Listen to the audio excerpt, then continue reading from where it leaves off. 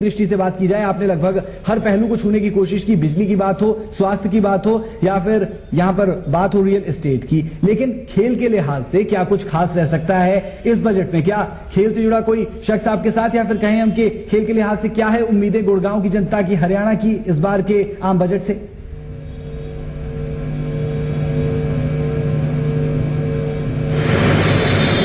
बिल्कुल, देखिए खेल की बिल्कुल अहम मुद्दा है ये कि खेल की अगर बात करें तो खेल की बहुत ही खस्ता हालत है हरियाणा में। जरूर बात की जाती है सरकार की तरफ से कि जो खिलाड़ी हैं उनको प्रमोट किया जा रहा है, मेडल लेकर आते हैं तो उन्हें कहीं ना कहीं नौकरी दी जाती है या दूसरे रिवॉर्ड दिए जाते हैं। लेकिन सबसे बड़ी बात यह है कि जो हालात हैं, खिलाड़ी है, उनके लिए क्या होना चाहिए। कुछ युवा और भी हैं, उनसे पूछने की कोशिश करते हैं कि जो अभी खेल की हालत है उसमें कितना सुधार होना चाहिए, और जो बजट अभी आएगा तो क्या उम्मीदें आप लगा रहे हैं कि खेल के लिए भी कुछ हो इसमें?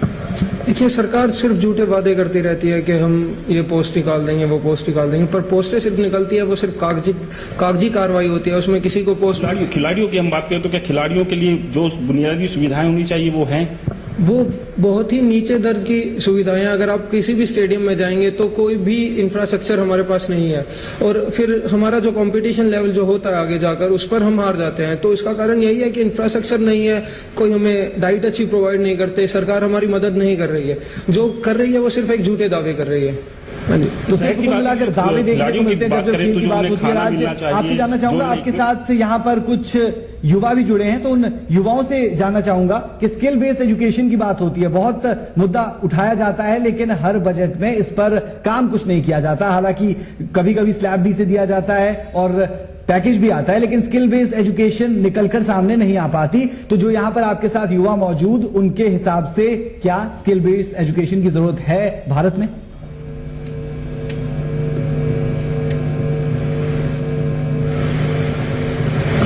आपसे मैं फिर से दोबारा आऊंगा कि स्किल बेस्ड अगर एजुकेशन की बात करें तो बार बार ये बात उठती है कि स्किल बेस्ड एजुकेशन होनी चाहिए, लेकिन ऐसा हो नहीं रहा है। तो क्या लगता है कि जरूरत है आज स्किल बेस्ड एजुकेशन? काफी ज्यादा जरूरत है। अगर हमारे पास स्किल नहीं होगी तो हम आगे जाके कहीं पर भी परफॉर्म नहीं कर पाएंगे। तो सबसे ज्यादा अगर हमारे बजट में एजुकेशन लेवल को, स्पेशली जो प्राइमरी लेवल है, अगर उस पर थोड़ा और ज्यादा काम करा जाए, क्योंकि जितने भी गवर्नमेंट स्कूल्स हैं उस पर तो प्राइमरी लेवल का बिल्कुल भट्ठा गोल है, कुछ भी नहीं हो रहा है। जो भी सरकार जो स्कीम्स निकाल रही है वो बस फेल होती जा रही हैं, बार बार फेल हो रही हैं। मतलब जाहिर सी बात है कि जो फेलियर है गवर्नमेंट का, उस पर लगातार सभी का सवाल है कि लगातार फेलियर कहीं ना कहीं देखने को मिलता है। स्किल बेस्ड एजुकेशन की बात करें या दूसरे कहीं फील्ड की बात करें, कुछ और लोग भी, उनसे जानेंगे। कल जिस तरह से रेल बजट आया था उसके बाद कहीं ना कहीं एक निराशा थी कि जो उम्मीदें लगाई थी, गुड़गांव की बात करें, हरियाणा की बात करें, कुछ खास नहीं मिला। मेवात की हम बात करें, लगातार नेता वहां पर जाते हैं, घोषणाएं करते हैं, वादे करते हैं, लेकिन जब बात आती है कुछ देने की तो पीछे हट जाते हैं। तो क्या आम बजट में भी ऐसा ही कुछ देखने को मिलेगा? आम बजट, कल रेल बजट आया, उसमें क्या मिला हरियाणा को दिख गया सामने। तो हम तो ये मांगते हैं भारत सरकार से दो चीज, शिक्षा और चिकित्सा। शिक्षा और चिकित्सा दोनों की सुविधा इस तरह से हो, जो भी इनके सरकारी ऑफिसर्स हो उनको सबसे पहले क्या नाम है, इसके अंदर प्रतिबंधित किया जाए, क्योंकि ये सारा प्राइवेट करके, और ये एक मोनोपोली है, प्राइवेट किया जा रहा है शिक्षा को भी और चिकित्सा को भी, क्योंकि उनको फायदा पहुंचाने के लिए। क्योंकि आज के तारीख में सबसे पहले जितने IAS IPS जितने भी DCO कलेक्टर किसी के भी बच्चे हैं वो सरकारी स्कूल में जाएं और सरकारी स्कूल में पढ़ें। भारत सरकार सबसे पहले ये कानून बनाए। आज रोकना चाहूंगा बीच में, आपने लगभग हर मुद्दे को यहां पर छुआ है। बात करें शिक्षा की, स्वास्थ्य की, उद्योग की या रियल एस्टेट की, कृषि प्रधान राज्य है हरियाणा, और कृषि के लिहाज से क्या कुछ उम्मीदें, अगर बात करते हैं किसान की, तो कृषि के लिहाज से क्या उम्मीदें लगाए बैठा है हरियाणा?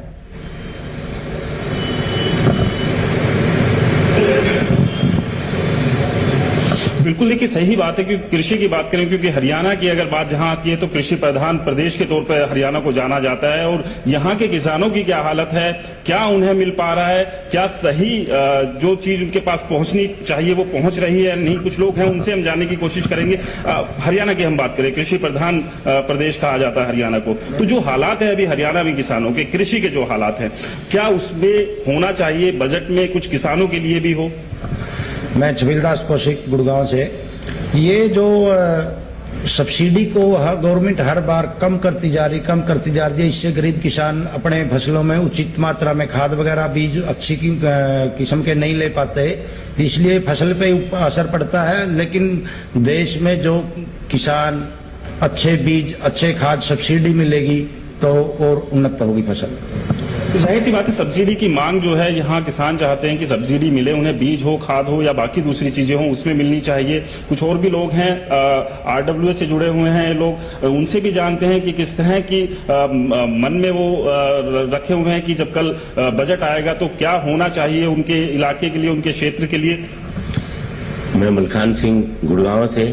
मैं ये चाहता हूँ गवर्नमेंट से कि वैसे गवर्नमेंट से हम बार बार रिक्वेस्ट करते हैं, चक्कर काटते हैं, गवर्नमेंट का इतना कोई वो रोल है नहीं।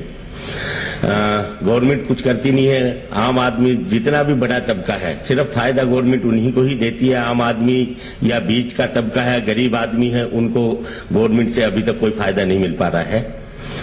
बाकी सुविधाएं तो बड़े ही आदमी ले पाते हैं, जैसे नौकरी है, नौकरी के अंदर भी सब सिफारशी बच्चे, ग्रेजुएट जो पढ़े लिखे जो इंटेलिजेंट बच्चे हैं वो रह जाते हैं और सिफारशी बच्चे आगे उनको सर्विस मिल जाती है।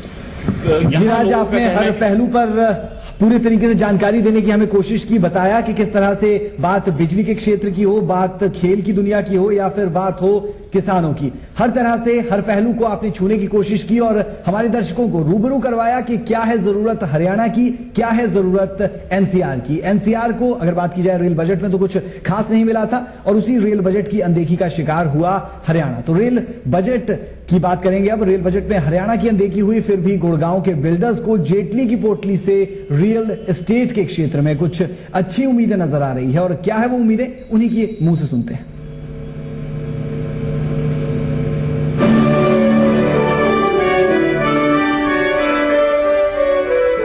रेल बजट पेश हुआ, उसके बाद अब आम बजट की बारी है। इसी मामले में हमने रियल एस्टेट, हमारे साथ कुछ लोग हैं जो रियल एस्टेट के बिजनेस में हैं और उनसे पूछते हैं कि आम बजट से उनको क्या उम्मीदें हैं। सर क्या नाम है आपका? मेरा नाम राजवीर सिंह है। सर रेल बजट के बाद आम बजट पास होने वाला है, पेश होने वाला है, तो क्या कहेंगे, क्या आपको उम्मीदें हैं सरकार से? हमें बहुत उम्मीदें हैं कि जो रियल एस्टेट क्षेत्र है उसमें FDI लेके आए और यहाँ के जितने भी बिल्डर्स हैं, जो छोटे बिल्डर्स हैं, उनको सपोर्ट करें और जो स्टैम्प ड्यूटी हमारे यहाँ पे है 5, 6, 7% है, उसको कम किया जाए। इनको फंडिंग की हालत टाइट है इनकी, तो उनको अगर मिलेगा फंडिंग तो बिल्डिंग जल्दी बनेगी, टाइम से बनेगी, ये ध्यान देना चाहिए सरकार को। की हालत थी ऐसी अपेक्षा कर इस बार ये सरकार नहीं बनाई गई है। रियल एस्टेट के सभी बंधुओं का इस सरकार से बहुत सारी अपेक्षाएं हैं, इस आम बजट से अपेक्षाएं हैं। तो सब चाहते हैं जैसे सब्सिडी, बिल्डर्स को सब्सिडी मिले, टाइम पर वो बिल्डर अपनी मतलब चीज़ खड़ी करके दिखाए, ऐसा हम सब अपेक्षा करते हैं। चलिए ये सरकार से उम्मीद कर रहे हैं कि दोनों तरफ की बात की जाए, बिल्डर्स को इसको सब्सिडी भी मिले और निवेशकों को भी कोई परेशानी ना हो, जो कि अभी तक देखने में आ रही है। कैमरा पर्सन अनिल शर्मा के साथ सुधीर कुमार सिंह, ETV न्यूज गुड़गांव। प्रदेश के साथ साथ एनसीआर को और खासकर गुड़गांव की जनता को इस बार रेल बजट से कुछ खास नहीं मिला। ऐसे में उनकी नजरें अब जेटली के आम बजट पर है। हमारे संवाददाता राज वर्मा ने ही गुड़गांव की जनता से जाना कि वित्त मंत्री से वो क्या चाहते हैं।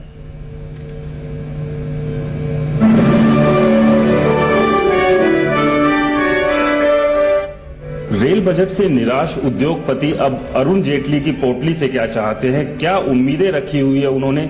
उद्योगपति हमारे साथ हैं, कुछ उनके मन को टटोलने की कोशिश करते हैं, उनसे जानने की कोशिश करते हैं कि जब आम बजट आएगा तो क्या उम्मीदें उन्होंने लगाई हुई है उस आम बजट से। सबसे पहले आपका पूरा नाम? मेरा नाम मनोज त्यागी है। देखिए, बजट में हम उम्मीद करते हैं कि सरकार को पैसा भी चाहिए, देश के विकास के लिए पैसा भी बहुत जरूरी है। अभी क्या होता है कि कुछ ही लोगों से वो पैसा रिकवरी हो रहा है और इंडस्ट्री उसमें मेन है, इंडस्ट्री ही ज़्यादातर टैक्स पे करते हैं। तो मेरे ही मानना ये है कि सरकार ऐसी कोई बजट में प्रोविज़न ना करे कि दोबारा से बर्डन हमारे ऊपर ही डाला जाए। देखिए जी, इंडस्ट्री आज के टाइम पे बड़े खराब टाइम से गुजर रही है। हम तो यही उम्मीद करेंगे मोदी जी सरकार के पहले बजट से कि कुछ जो टैक्सेशंस हैं हमारी कंट्री में वो एक कॉमन हो, जो जीएसटी लाने का इनका प्रोग्राम है।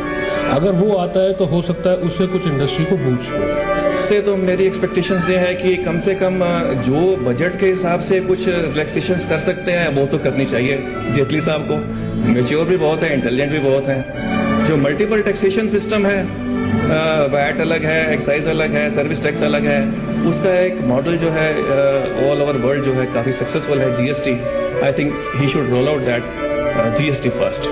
तो एक तरफ तो हम ये हैं कि भी अपने को मतलब किसानों कहते हैं कि अच्छा बीज, अच्छी उन्नत किस्में लगानी चाहिए।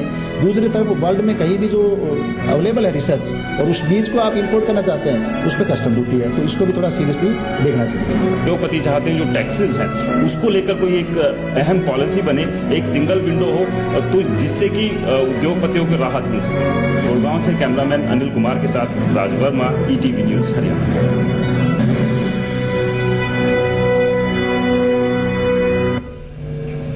तो आपने देखा और सुना क्या चाहती है हरियाणा और एनसीआर की जनता, और कल होगा साफ कि जनता की उड़ान को क्या ऊंचाई मिलेगी।